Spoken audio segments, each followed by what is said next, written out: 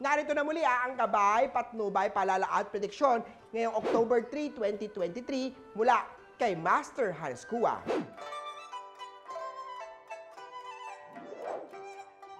Ikatlong araw ng October, kaya naman sa mga pinanganak ng Year of the Rat, tatlong problema ang posibleng kaharapin ngayong araw. Problema sa career, pag-ibig, at problema sa kalusugan. Sa career muna tayo, mahihirapan ka nang maging masaya sa trabaho dahil toxic environment na ito. Sa love life naman tayo, single ka pa rin. Kaya naman mag-focus muna sa kalusugan. Blue at 6 ang swerte kay Year of the Rat. Sa Ox naman tayo, swerte ang alahas na silver na suot mo. Ikaw ay mag-invest sa ginto. Sa love life naman manlalamig na sa'yo si Sweetheart dahil sa problemang hindi nyo po pinag-uusapan. Green at 9 ang swerte sa Year of the Ox.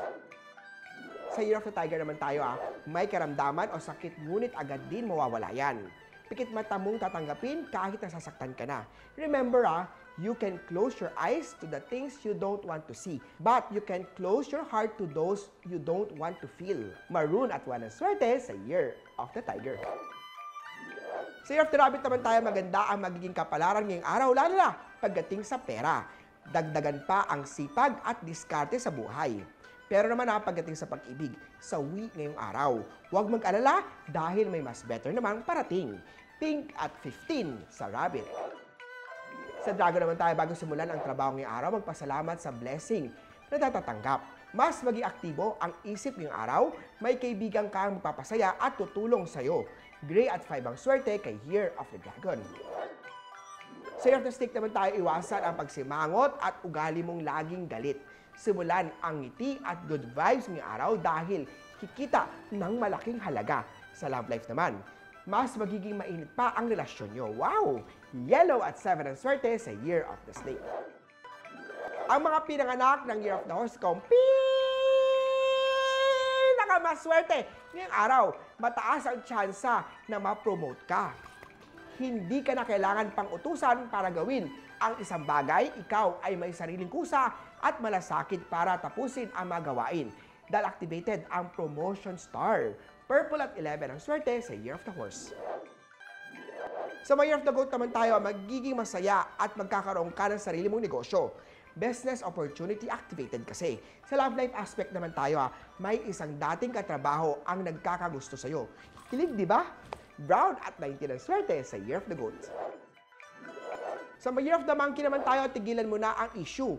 Wala kang mapapala sa mga issue na yan. Mag-ipon na lang ng maraming pera ang dapat goal today. Sa love life naman tayo, napapadalas na ang pag-aaway nyo ni Sweetheart. Harapin ang mga problema at pag-usapang maigyan. White at 7 ang swerte sa Year of the Monkey. Rooster naman tayo, madaya ka. Hindi tama ang panlolokong ginagawa mo sa kapwa. Life is unfair pero huwag mo nang gawing reason yan para manlinlang ng iba. Be honest at laging piliin maging mabuting tao. Red at 3 ang swerte sa Year of the Rooster. Sa Year of the Dog naman tayo, huwag madali ng success, kusang lalago ang kabuhayan dahil sa diskarte at galing mo. Sa love life naman tayo, may darating na muling magpapatibok ng puso mo. Pero dapat pigilan agad yan dahil taken ka na. Ay! Bakit ngayon ka lang? Uy! Maging loyal at umiwas sa tukso. Silver at 9 ang swerte kay Year of the Doggy. At sa Year of the Piggy naman tayo, sa araw na to, ipinagkaloob sa iyo ang lahat ng blessing at kahiligan mo. Huwag kalimutan ang mga taong tumulong sa iyo, lalo na noong nagsisimula ka pa lang. Gold at 2 ang swerte kay Year of the Piggy. Muli po, ito po yung mga gabay, patnubay, paalala at prediction lang ni Master Hans. Nasa inyong mga kamay, nasa lalay ang inyong tagumpay.